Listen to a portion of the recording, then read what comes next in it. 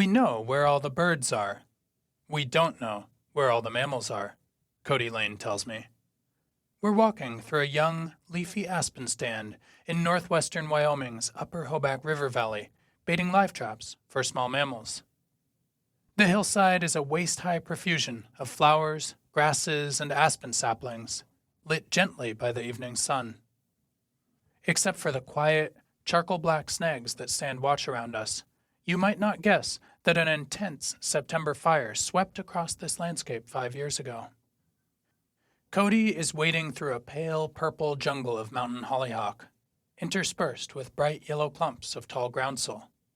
He reaches the next live trap, a rectangular metal box slightly larger than a zucchini. A grocery store-sized zucchini, that is, not the enthusiastic monstrosities that late summer gardens so often produce. Cody removes the bait ball from the previous night and hands it to me, an appealing mixture of oats and peanut butter. It looks like Captain Crunch, he says. He replaces it with a fresh ball of bait. With luck, the new offering, its peanut butter scent still strong, will attract a rodent. Hi, I'm Shane Sater, author of Wild with Nature. This story is about voles, mice, and some of the other amazing rodents that are all around us and that we rarely see. It's from July 30th, 2023, and it's titled Hidden World in the Aspens, Getting to Know Voles and More. If you're a more visual person and want to follow along with text and photos while you listen, you can also find it on my website, wildwithnature.com. So now, let's continue with the story. Part 1. Dog beds and rough grouse. Cody also adds a comfortable handful of insulation to the trap, in this case, the fluffy stuffing of a dog bed. This is the Himalayan plateau of North America. Incredibly cold, incredibly dry, Cody tells me. He's waited until July to start small mammal trapping here, but even so, the nighttime lows are not much above 40 degrees Fahrenheit. The insulation will keep a captured rodent warm until we check the traps in the morning. Down the slope from us, field technician Lauren Tate is going from trap to trap as well, doing the same thing we are.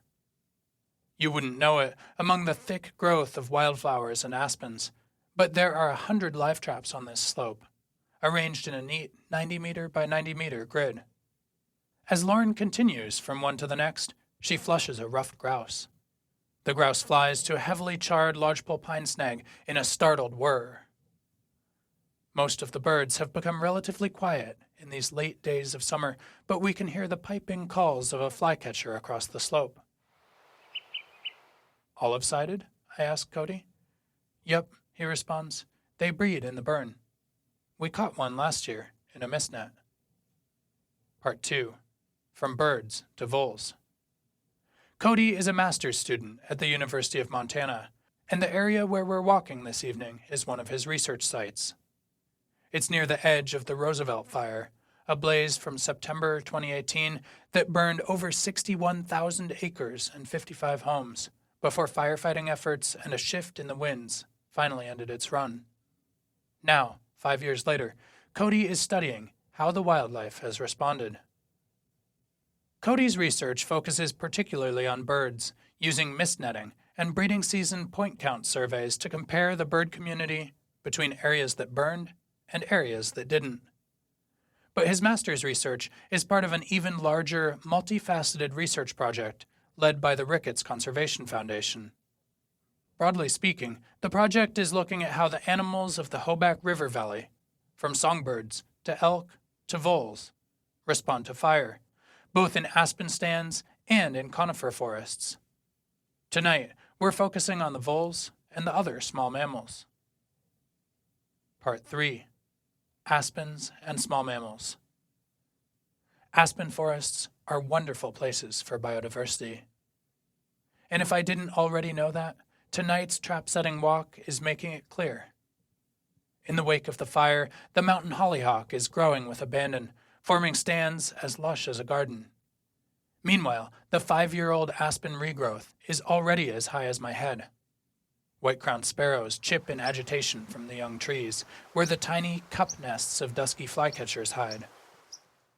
A litany of purple flowers are blooming across the slope.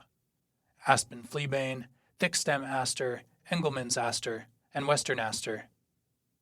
Farther uphill, the openings between the aspens are covered with the cheery yellow flowers and sandpapery leaves of little sunflower. But what about small mammals? We know that they must be here, hiding among this lush community of plants. But we could spend days walking through without seeing a single vole, let alone knowing more about which species are here.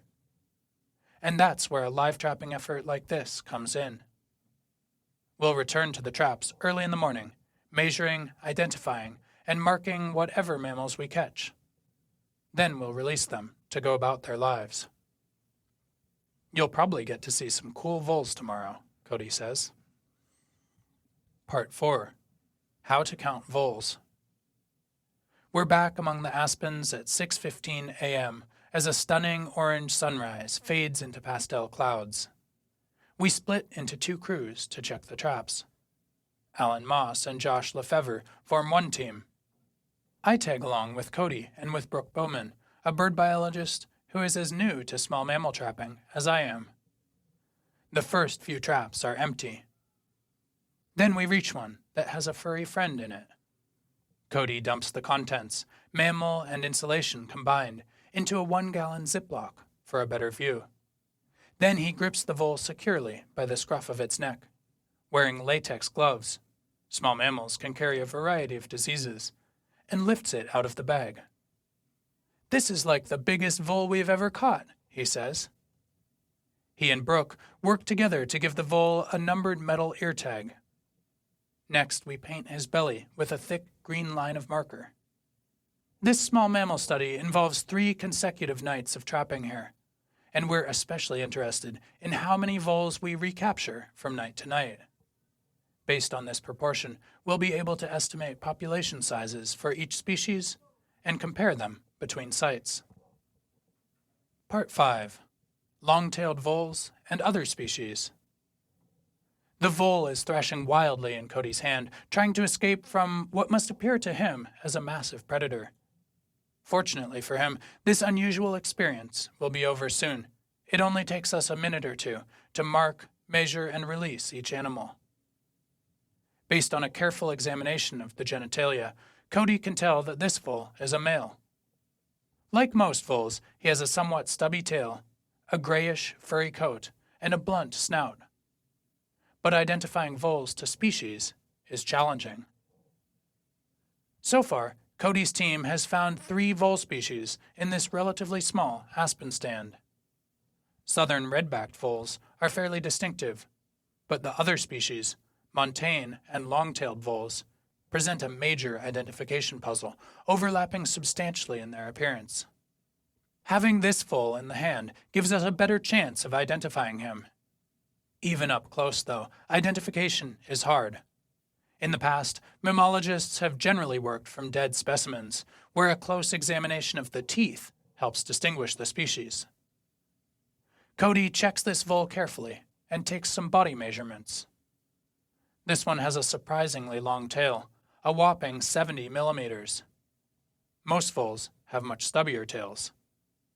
This unusual proportion of tail to body makes Cody reasonably certain that this one is a long-tailed vole.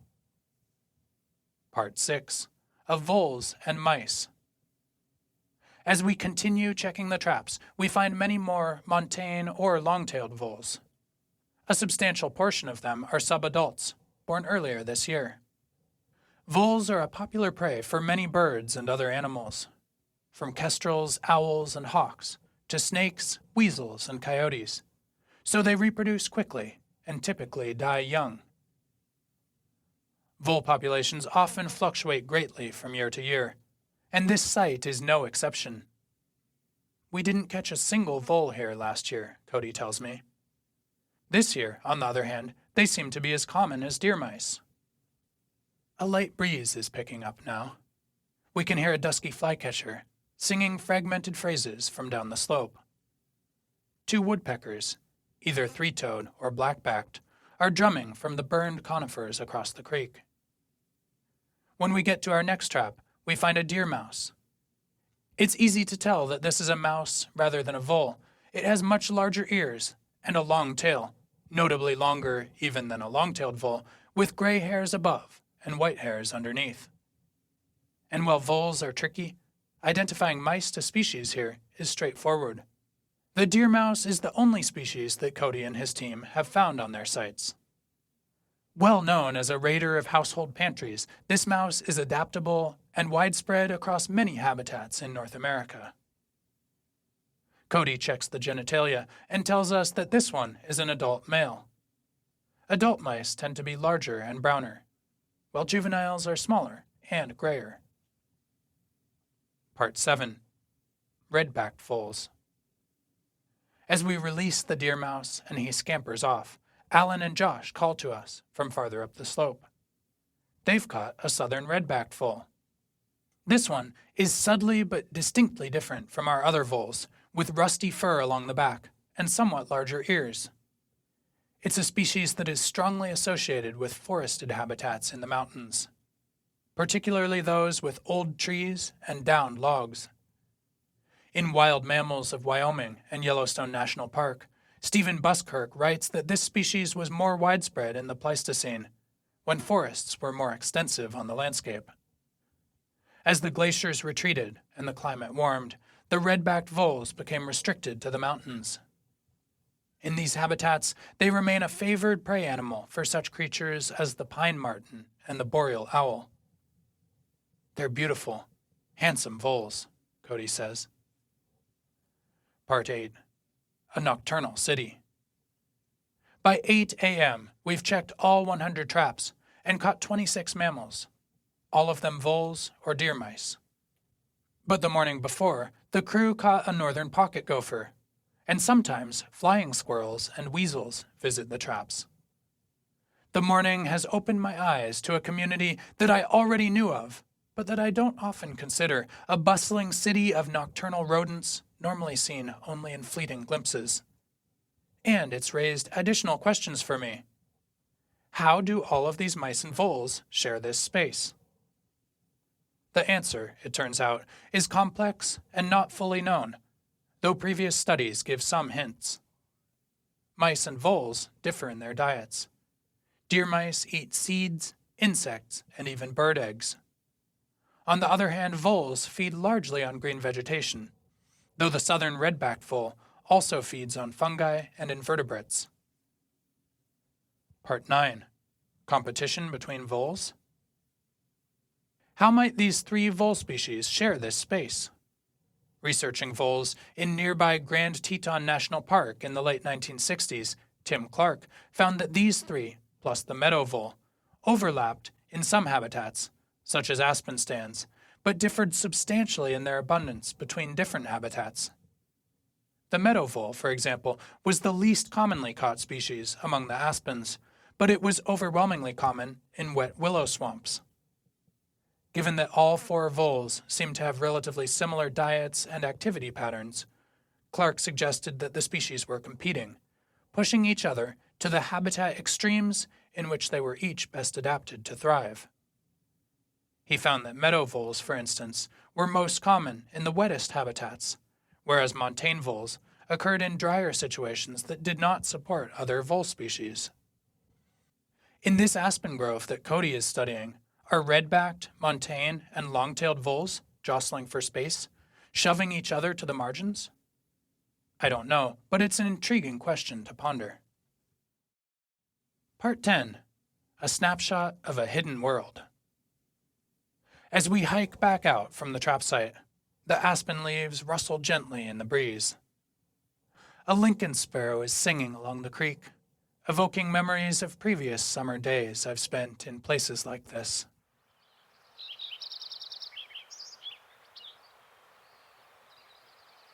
In the years ahead, studies like this one will help us better understand the ways in which the living community knits back together after a fire. But already, this research has given me a remarkable glimpse into the unseen life among the aspens. This leafy slope isn't just a home for Lincoln sparrows, dusky flycatchers, ruffed grouse, and swaths of mountain hollyhock.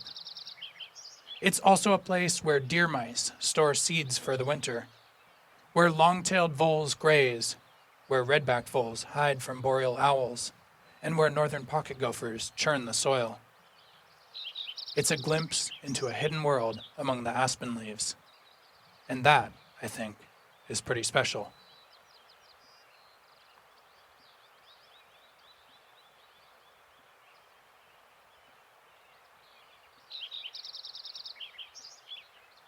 Thanks for listening.